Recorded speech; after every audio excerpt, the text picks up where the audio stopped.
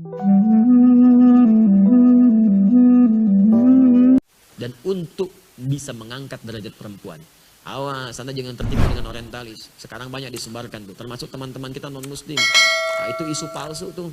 Anda kalau ada pernyataan begini, umat Islam tuh tidak memuliakan perempuan, enak aja menikah dengan berapa, ya dan sebagainya, poligami. Demi Allah saya katakan, itu racun yang ditanamkan, Anda salah baca.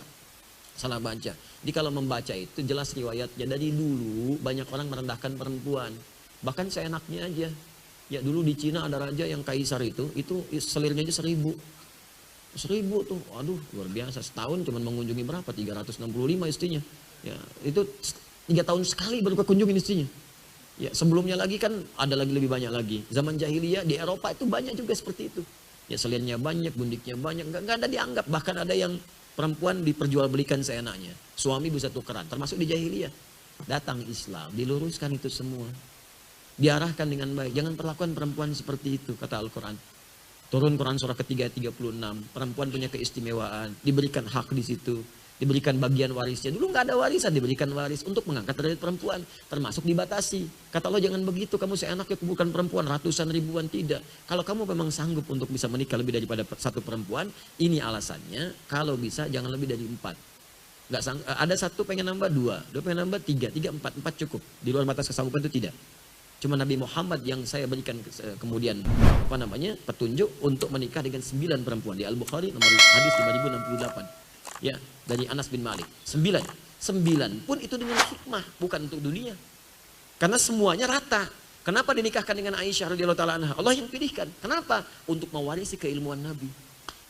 Makanya dari Sayyidah Aisyah nggak ada keturunan.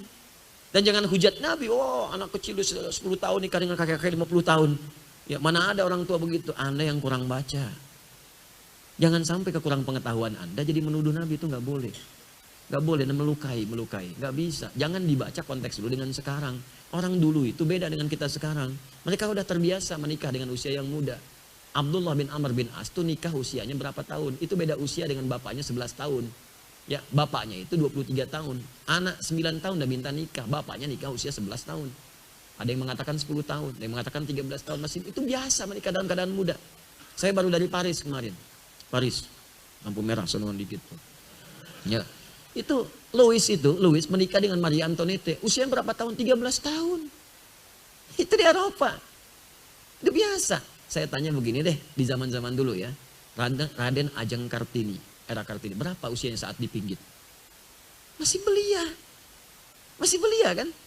Dipinggit kemudian baru lantas dinikahi dalam usia baliknya.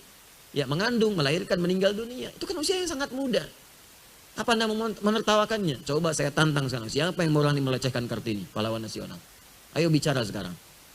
Anda akan dihukum, banyak orang menyoal pahlawan nasional. Sekarang manusia biasa saja, Anda tidak bincangkan karena takut dengan manusia. Kenapa Anda berani kemudian menyoal Rasulullah SAW dengan Sayyidah Aisyah? Anda siapa? Kalau nggak paham ilmu jangan bicara. Kalau nggak paham ilmunya belajar dulu, takut khawatir salah ucap. Karena itu jangan sembarangan mengatakan sesuatu. Di konteks dulu, dibaca dulu, dilihat dulu. Apa hikmahnya? Ternyata dipilih yang paling belia ini. Kemudian setelah balik baru diajak berumah tangga, hidup berumah tangga. Itu untuk belajar kehidupan fikih di rumah tangga. Bagaimana mandinya Nabi di rumah tangga. Bagaimana bangun tidurnya. Bagaimana saat Nabi kemudian menyantap makanan. Kan hadisnya banyak dari Sayyidah Aisyah. Ternyata Aisyah anak yang cerdas. Setelah dewasa disampaikan semua itu, jadilah guru. Jadi guru Sayyidah Aisyah meriwayatkan hadis-hadis Nabi yang jarang didapatkan yang di luar rumah. Sebab gak semua orang bisa masuk rumah. Kalau yang lainnya banyak. Sayyidah Khadijah ada wafat duluan sebelumnya. Ya Zainab meriwayatkannya sedikit-sedikit, tampilan yang khusus. Saudah binti Zam'ah saat Anda jadi nenek-nenek dewasa seperti apa berbakti pada suami. Kalau suami masih ada di situ. Jangan sampai canda hilang. Ya Saudah binti Zam'ah itu sudah sepuh, Nabi menikah tapi masih bisa bermain canda dengan Nabi.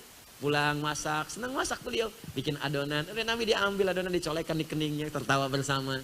Masih kakek nenek pun masih bisa bercanda, langgeng kehidupan cintanya. Contoh, dia ada contoh kalau istri Anda masih belia, bagaimana membahagiakannya.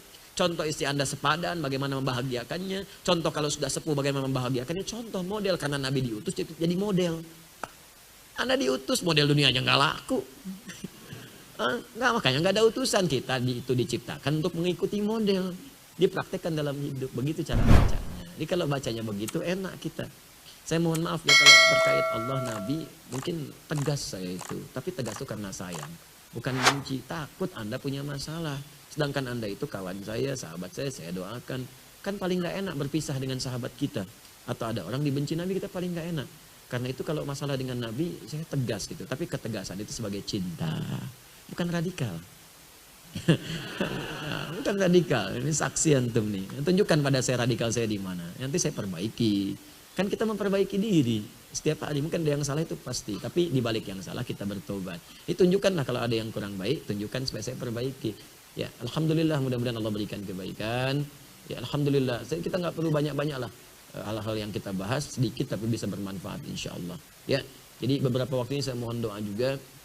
Ya, saya sedang menata diri untuk belajar lagi, kemudian mengkaji lagi, praktekkan lagi. Jadi silakan, saya senang hati. Kalau ada yang kurang sampaikan, saya koreksi. Kalau ada praktek yang kurang tepat sampaikan, saya perbaiki. Jadi kita bisa berbuat lebih baik, lebih baik, lebih baik lagi insya Allah. Belajar juga saya belajar teman-teman. Anda belajar, saya belajar. Jadi Anda baca, saya baca. Saya sekarang nyiapkan juga, saya belajar di S3, saya ngambil 3 jurusan juga. Saya siapkan dalam waktu dekat tuh insya Allah. Ya, tapi kita fokus juga. Jadi saya mengajar, saya belajar, saya baca, saya praktekkan. Saya ayah, saya suami. Apa saya kerjakan? Alhamdulillah kami diberikan honoris causa 4 di tahun ini. Ada 4 di 4 bidang berbeda. Kemarin yang dari Amerika dikasih di Istanbul. Ya, satu itu dari Amerika yang ngasih. Ya, Passion International University. Itu di bidang dakwah moderat. Di ijazah ditulis di bidang dakwah moderat. Jadi Amerika mengakui dengan kampusnya saya ini dai moderat. Terus Anda bilang saya radikal, ya Anda kurang minum susu. Ya, tapi ya kasih tahu saya supaya saya perbaiki. Gitu aja kok repot kan? Gak usah rame lah gitu. Kasih tahu aja. Ya, misalnya Ustaz tadi dilarang dakwah di sini karena radikal. Oh, coba saya datangi tempatnya, Pak. Radikalnya di mana, Pak? Mungkin saya perbaiki dulu. Ada yang salah terus saya minta maaf, kan selesai kan? Daripada kita ribut-ribut atau berprasangka yang tidak baik. Ya, kedua saya di bidang dakwah dan pengabdian pada masyarakat. Yang di Astrolab kemarin karena ada masukan, Ustaz kampusnya kurang qualified. Oke, saya terima masukan. Saya telepon ke sana, kampus kurang qualified, dijawab sama profesornya di sana. Oh iya, langsung turun tangan. Ada profesor tokoh, saya nggak usah sebut nama lah ya. Terus tersambung juga ke pemimpinnya ke atas. Udah pindahkan aja dari Istanbul ke Ankara. Tapi flight saya nggak ada ke sana. Ya kita atur lagi nanti. Ya mau disambut ini itu, tapi nanti. Ya, yang di Amerika di Istanbul. Kemudian dari Sudan saya dikasih. Yang Ustaz Abdul Somad itu belajar di situ, Om Dorman saya dikasih di situ. Ya sekarang sedang disiapkan. Ya itu di bidangnya apa lagi? Nanti rahasia saya berikan.